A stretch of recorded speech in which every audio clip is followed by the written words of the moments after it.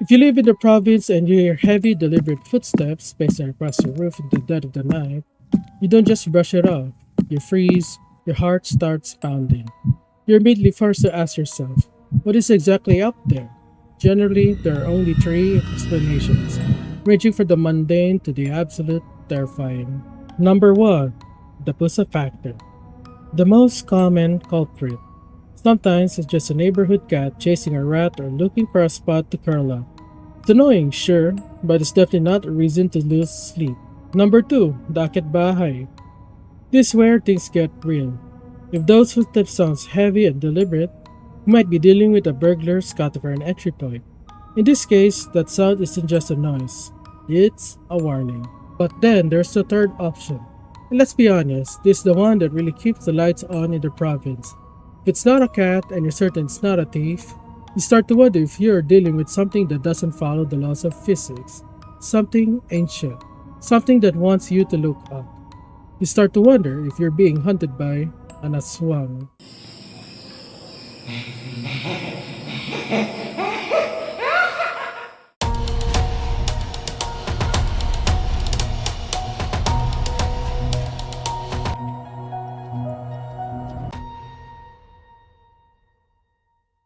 Hello, welcome back to another case of Cabbage Juice.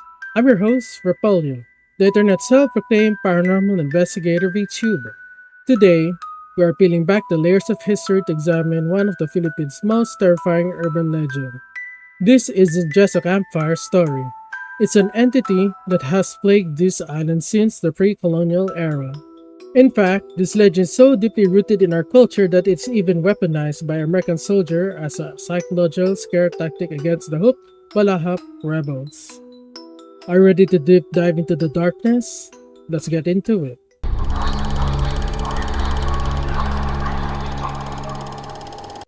Before we peel back the layers of this mystery, we have to start with a big question. What exactly is an aswang? At its core, the aswang is the ultimate shape-shifting nightmare of Filipino folklore. Often described as a vampiric ghoul, its hunger is insatiable, and its primary diet consists of human flesh and organs. But here is where it gets truly unsettling. There isn't just one kind of aswang. They come in many terrifying forms, which we'll dive into later. And just like the vampires of Western lore, this isn't always something you are born as. Sometimes it's a transformation you never see coming.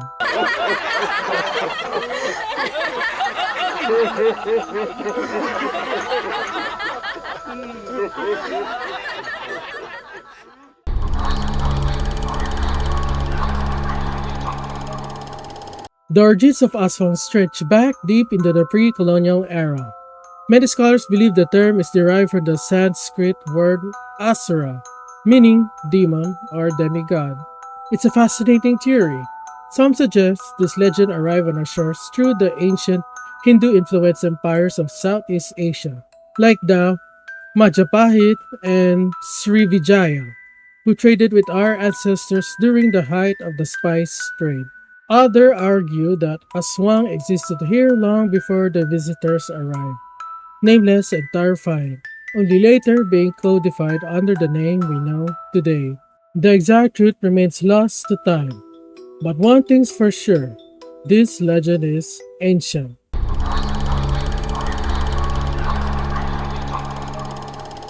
There are all sorts of aswangs out there, each with their own unique set of abilities and nightmare-inducing features. If you're a gamer, just think of them as different character classes in an MMO or a particular build in Elden Ring. Let's break down the roster of the Philippine terrors. The Were-Dog or Were-Beast. The classic aswang. This is the one you'll find in almost every campfire ghost story. By day, they are perfectly normal humans, but by night, they shift into giant dogs or massive wild boars to stalk their prey. They're notorious for playing the long game. They might even befriend you just to lure you into their home for a very permanent dinner. Pro tip: if an aswang develops a romantic interest in you, run. They've been known to try to turn the partners to keep them forever. The Manananggal. Arguably our most famous expert. She's so iconic she even made it into Shin Megami Tensei 5. The name comes from the Tagalog word tanggal, which means to separate. By day, she's a beautiful, charming woman, the kind who makes men swoon and everyone else grin with envy. By night, she severs her torso, grows leathery bat-like wings, and takes flight to hunt. She targets men using her sharp tongue to extract hearts and livers. If you wake up with a missing organ and a slit stomach, you've met her. Tick Tick and Wak Wak.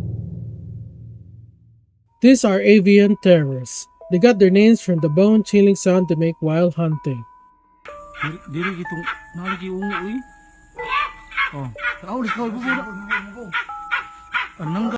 The tick-tick is particularly sadistic. It chirps loudly at a distance, but the closer it gets to its victim, the quieter it becomes, creating a false sense of security right before the strike.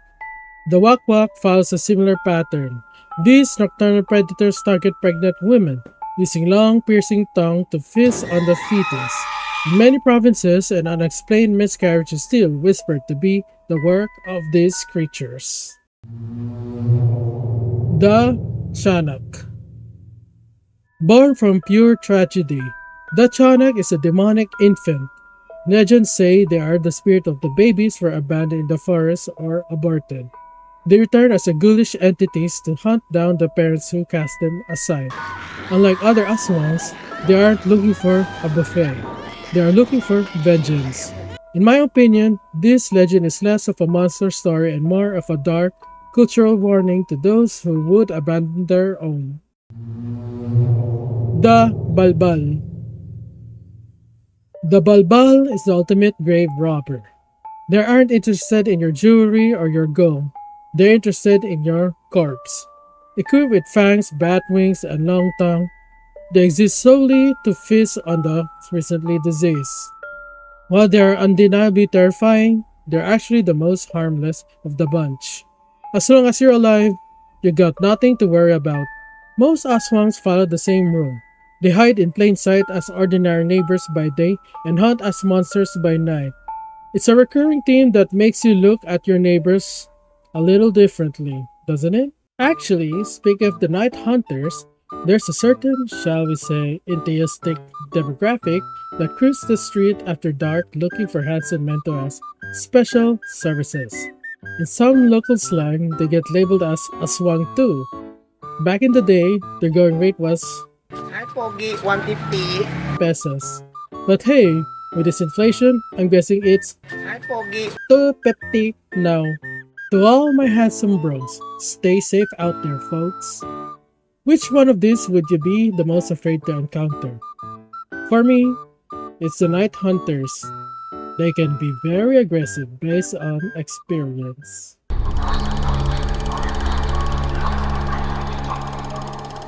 Now that we've discussed the lore, it's time to tackle the most terrifying and honestly the most curious question of all. How on earth did you end up becoming an Aswang? It turns out there isn't just one path to the dark side. Whether it's through the infection, witchcraft, cursed trinkets, or even a stray spell, the road becoming an Aswang is paved with bad decisions. Let's break down the transformation process. The Yanggao or infection. Think of this as the Aswang version of a zombie bite, but with a devious culinary twist. They don't just bite you, they trick you into consuming their flesh or blood disguised as normal food. Once that meal hits your system, there's no turning back.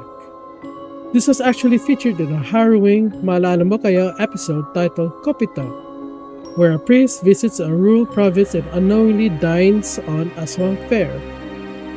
The truly chilling part, it was based on a true story. If you're brave enough, I've dropped a link in the description. Watch at your own risk. Witchcraft and hexes. Yes, dark magic is a very real in this law.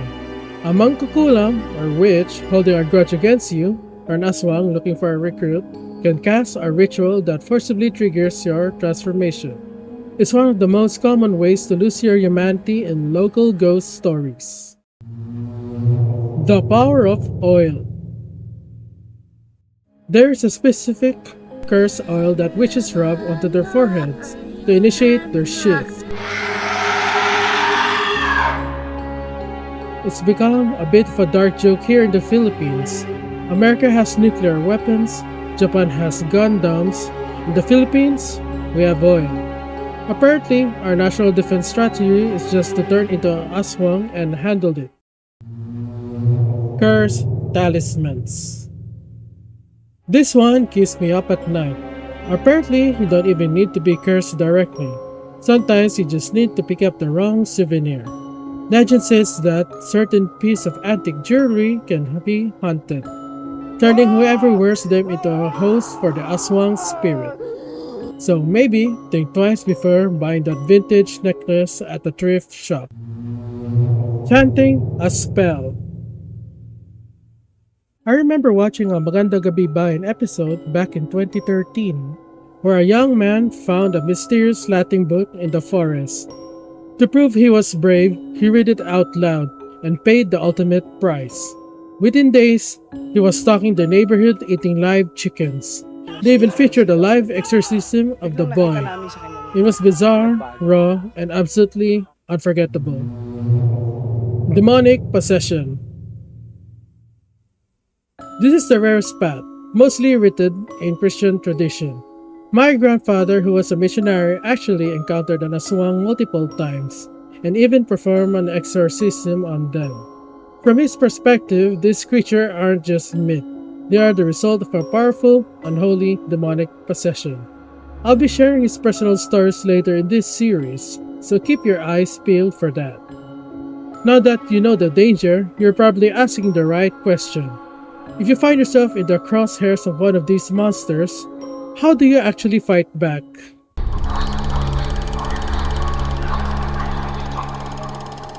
Defending yourself against an aswang requires a mix of tactical gear, spiritual faith, and everyday grocery items. From little weapons to bizarre household tools, here is your ultimate survival guide for fighting the Philippines' most notorious monster. Actual weapons. They may be supernatural, but they bleed. Guns, knives, and blades work perfectly fine. Think of an aswang like Spider-Man. He has superpowers, but he is still not going home if someone sneaks up and stabs him in the back or shoots him in the head. The broom. Yes, a regular broom. People place brooms beside their beds to keep the aswang away. In extreme cases, they use them to beat the daylight out of the creature. This exact method was highlighted in the hit Netflix occult detective series, Trusty, which is highly recommended if you love Philippine mythology. Garlic. Just like Western vampires, the aswang definitely despise the smell of garlic. Hanging a bunch of garlic over your front door acts as an immediate supernatural deterrent. Salt. In ancient folklore, salt is a powerful purification tool that repels unholy spirits. To secure your perimeter, sprinkle a line of salt across your doors and windows to create a barrier the aswang cannot cross. The Tale of a Stingray, Buntot Pagi. Whips made from a stingray's tail are legendary aswang killers. The loud crack of the whip alone is enough to terrify them. If you actually strike them, it deals a massive damage. Folklore dictates that deep ocean items possess natural cleansing powers that dissolves evil. Silver. Silver weapons are incredibly effective. Why? Because aswang is essentially the global third cousin to vampires and werewolves. It inherited their class elemental weakness to pure metals. Blessed objects. Holy water, Bibles, and crucifixes are highly effective. Because the aswang is a creature of pure darkness, you cannot withstand holy magic. To use video game logic, holy attribute always beats dark attribute.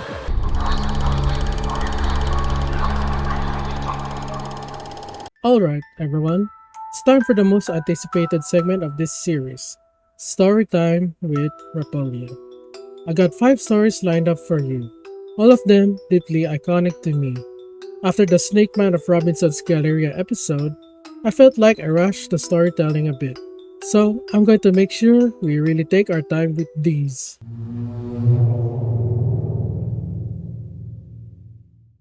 For our first tale, we're going back to my middle school years. This one came from my chemistry teacher. Now, you have to understand, she wasn't your average science teacher. She claimed to possess a third eye, a spiritual sight that allowed her to see ghosts and the unseen.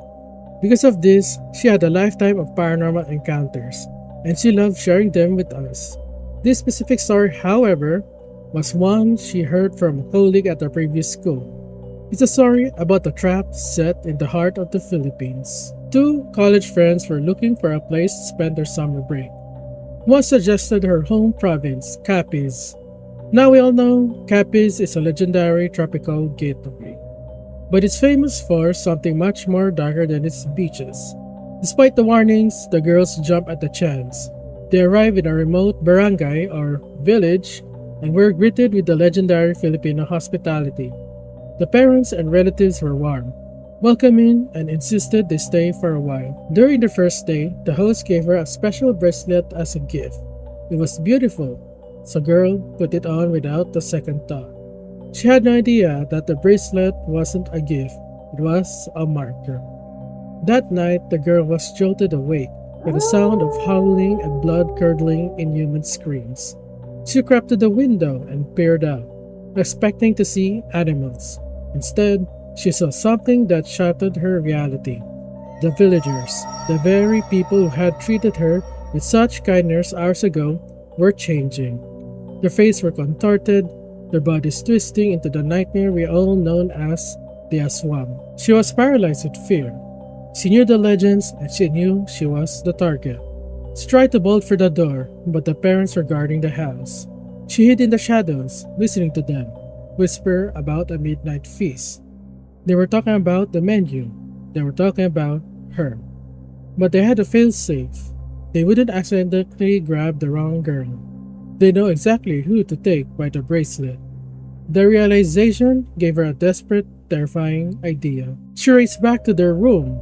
Her friend was in a deep, unnatural sleep. With trembling hands, the girl unclasped the bracelet and fastened it onto her friend's wrist. She covered her friend with a blanket, then crawled back into her own bed, covering herself completely, and prayed for her life. Moments later, the door creaked open. 2 male aswang entered, hungry and eager. They moved from bed to bed, checking their wrists for the mark. When they found their bracelet on the sleeping girl, they began to chant a dark, immobilizing spell to keep her from struggling.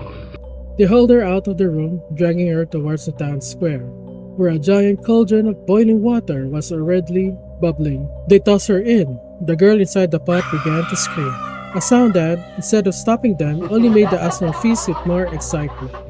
But as they began to consume the meal, the silence of the night was broken by their own horrific realizations. They hadn't eaten the guest. In their blind greed, they had cooked and consumed one of their own, the daughter of one of the villagers. The village erupted in agonizing, grief-stricken scream. In the chaos, the protagonist didn't waste a second. She bolted, running blindly into the darkness, not stopping until she finally escaped the province and made it back to the safety of Metro Manila. When my teacher told me the story, I was only 13, and it burned itself into my memory. It still gives me the chills today. It's no coincidence this happened in Capiz. It's long been known as the home base for the Mangkukulam, or witches, and the Aswang. The stigma is so intense that the province actually launched a Fiesta ng Aswang from 2006-2008 to try and turn the narrative around, framing the legend as fiction to boost tourism. It didn't last long though. The backlash from the Catholic Church was swift, and the festival was eventually discontinued. It makes you wonder, doesn't it? Is the legend just a story? Or is it something more?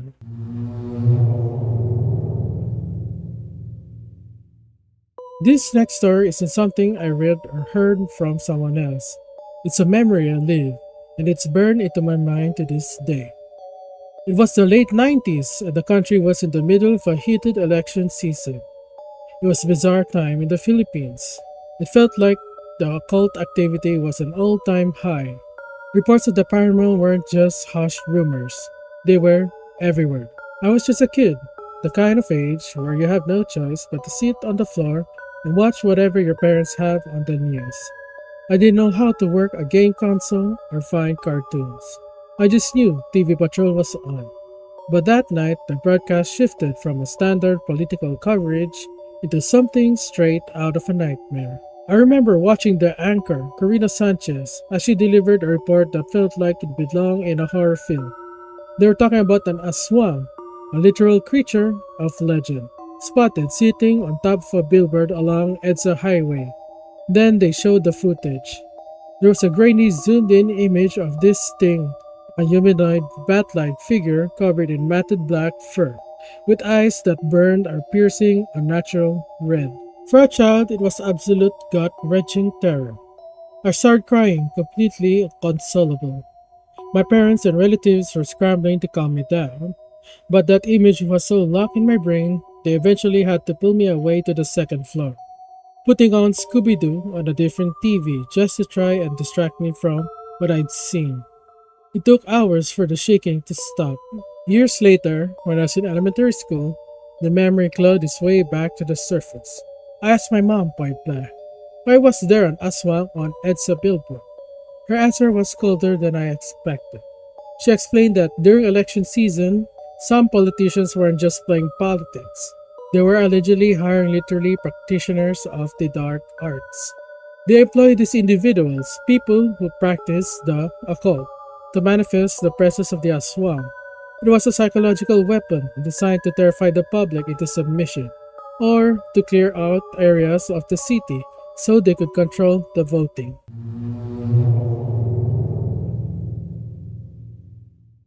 For our third story, we're going back to my grandfather. During my summer break in the province, he was my favorite storyteller. He spent his life as a missionary and church planter, and honestly, for him, supernatural encounters were just another Tuesday. But among all his tales, the ones about the aswang were the most chilling. Back in his day, aswang weren't just folklore. They were grim, recurring reality of life in the provinces. They were treated much like extremist groups are today. You don't go looking for them, but when they appear, the fear is absolute. It became so common that people would actually show up at the Christian churches, not for prayer, but for salvation from a curse they couldn't escape. One night, at a church my grandfather planted in Calapan, Mindoro, a man walked in. He wasn't there for a sermon. He was there because he was being consumed by a demonic presence that forced him to transform into an aswang. He was terrified and he was begging for help. My grandfather and his fellow pastors knew exactly what they're up against. They organized a spiritual warfare session that night, gathered a group of seasoned pastors to hold the line. They laid the man on a table. 4 strong men were tasked with holding him down, while my grandfather and the others gathered around to pray. As the session began, the atmosphere in the church shifted. The pastor started praying in tongues, what we believe is a holy language, a direct conduit for divine power used to combat evil. But then, the man started to scream. It wasn't human. It was guttural, terrifying sound that seemed to vibrate in the floorboards. Suddenly, the man began to float. He rose right off the table, defying gravity. The 4 men trying to hold him down were tossed aside like ragdolls, completely overpowered. They had no choice but to stop fighting his body and start fighting his soul. As he hovered in the air, the physical transformation began. My grandfather watched as the man's skin twisted and morphed. Bat-like wings began to tear through his back, and horns started to protrude from his skull. Some of the younger pastors in the room started to panic. My grandfather immediately ordered them out. When I asked him why, he told me that in spiritual warfare, fear is vulnerability, a doorway. If you show fear, you become a target. You become the next in line. Only the battle-hardened remain. It was an intense, brutal standoff. Every time a new feature of the aswang manifested, every time a wing sprouted or a claw emerged, The remaining passengers would rush in, lay their hands on the afflicted area, and pray with everything they had. They watched a live physical transformation in real time, but they didn't flinch. They held their ground for 3 grueling hours. Finally, with one last earth-shaking cry, the entity was forced out. The man dropped back onto the table, exhausted, drained, but finally himself. When my grandfather told me this, he didn't say it with a hint of fear. He told it with a sense of quiet authority, almost like he was boasting about the power of his faith. He wasn't trying to scare me, he was teaching me. He wanted me to know that if you fear the unknown, you give it power. But if you stand your ground, you have the authority to command it to live.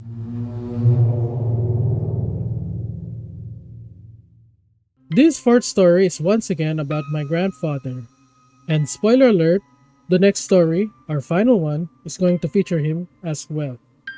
Honestly, in a family that has seen its fair share of the supernatural, he's the one with the most legendary, high-stakes experience dealing with the Aswang and entities beyond our understanding. This particular tale goes back to his younger years, a time when he had just converted to Christianity and decided to commit his life fully to the ministry.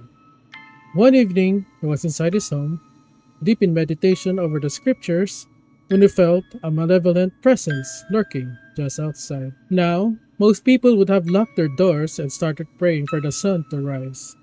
My grandfather, however, was naturally fearless. He stepped outside to see what was disturbing his peace, and there, staring him down, was an unusually large boar. The moment he locked eyes with it, he knew this wasn't an animal. It was an aswang.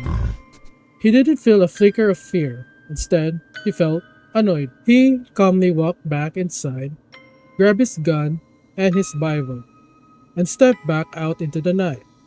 As soon as he leveled his weapon at the beast and opened fire, the aswang, realizing it had picked the wrong man to torment, turned and bolted. Now, under normal circumstances, that would be the end of it.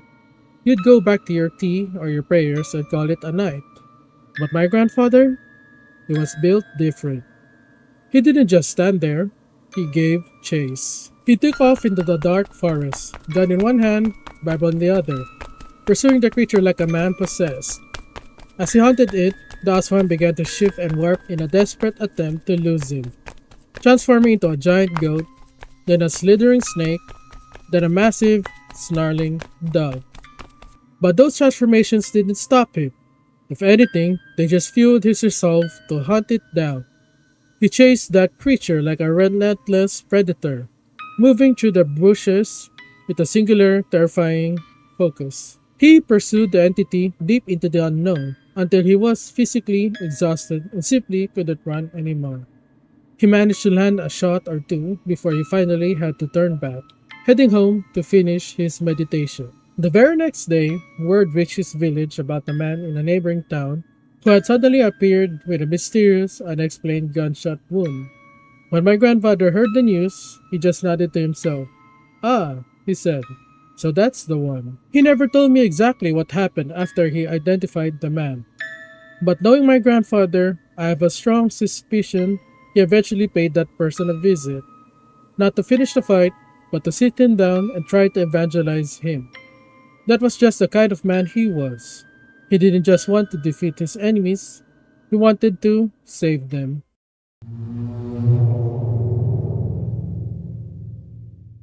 For our final story, we return to the man, the myth, the legend, my grandfather. This last tale takes us back to his days as an active missionary and church planter, venturing into the belly of the beast, Capiz. Capiz is the undisputed Aswang capital of the country, a place where the air itself feels heavy with folklore. My grandfather and a team of missionaries arrive on the shores at nightfall, eager to spread the gospel. On the boat ride over, there was one particular pastor who couldn't stop talking. He was a vocal skeptic, constantly boasting that the Aswang were nothing but old wives' tales and superstitious nonsense. The rest of the team, including my grandfather, just listened in silence, letting him ramble. But when they finally hit the shoreline under the cover of a pitch black night, the skeptic decided to take it a step further. He shouted towards the dark tree line at the top of his lungs, mockingly challenging, Manananggal, magpakita ka. Or in English, Manananggal, show yourself. He was looking for a laugh, a way to break the tension. He didn't realize that some invitations are accepted. Almost instantly, the forest canopy parted. A manananggal tore out from the darkness, hovering directly above them. The skeptic's bravado didn't just fade, it disintegrated.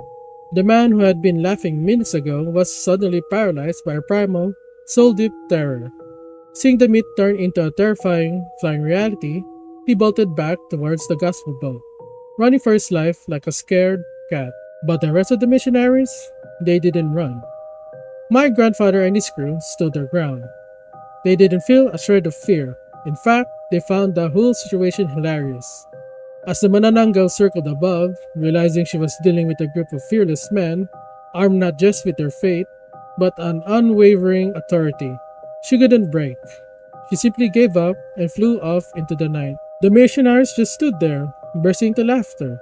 And because we're Filipinos, we never let an incident like that die. They spent the rest of the trip mercilessly teasing that pastor about his uninvited guests. Whenever my grandfather told me this story, he'd laugh until his eyes watered. To him, it was one of the funniest things he'd ever witnessed. The legend of the Aswang isn't just a bedtime story. It is woven into the very fabric of Philippine culture. If you search Aswang horror story on YouTube today, you'll be met with an endless digital library of terror. It is one of those rare urban legends that has survived the transition from ancient campfire folklore to the cold, bright screens of the modern era. For centuries, this creature has haunted the imaginations of Filipinos across generations. It's not a relic of the past. Either fresh eyewitnesses accounts continue to surface even now, proving that for many, the Aswang is still very much a living, breathing part of the dark. So, I have to ask, where do you stand? Are you a believer who sees the shadows a little differently? Or do you view it all just a collection of old stories? More importantly, have you had an encounter that defies explanation? Drop your stories in the comments below.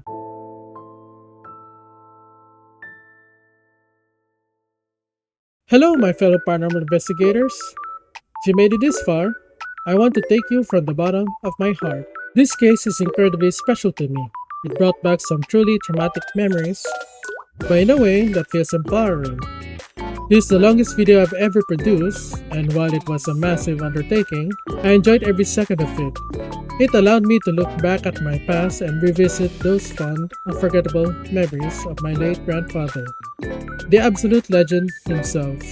If you enjoyed this deep dive, please don't forget to like, subscribe, and hit that notification bell so you never miss a new case. For those of you who want to see a different side of me, I'm actually a traditional Vtuber over at Twitch. If you want to watch me rage at Valorant, or better yet, join me in the chaos, come hang out.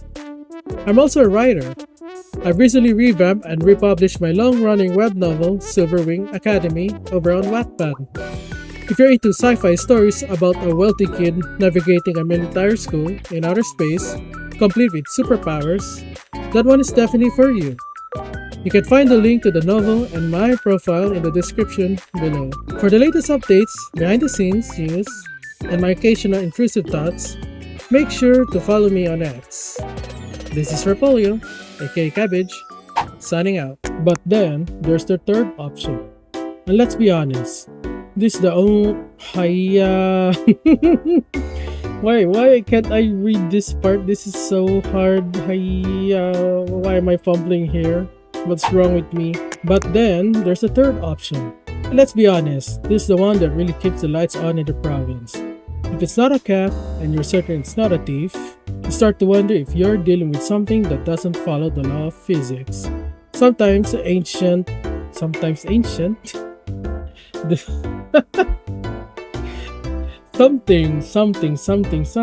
not sometimes. How the heck did I read that as sometimes? Should I zoom in? So I could read it. Oh, maybe that's the problem. I couldn't see the damn thing. I'll just zoom in, make it bigger, whatever. Actually, speaking of night hunters, there's a certain, shall we say, interesting demographic that cruise the streets around after dark looking for handsome men to ask special services. In some local slang, they get labeled as Aswang too. Back in the day, they were going.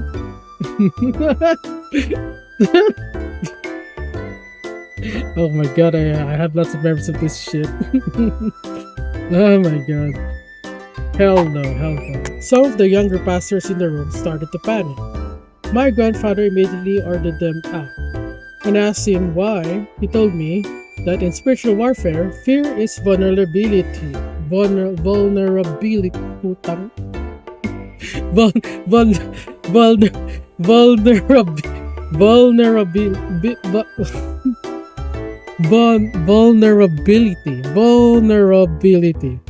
Vulnerability. There we go. The legend of the Aswang isn't just a bedtime story. It is woven into the very fabric of Philippine culture. If you search Aswang, his horror, hi,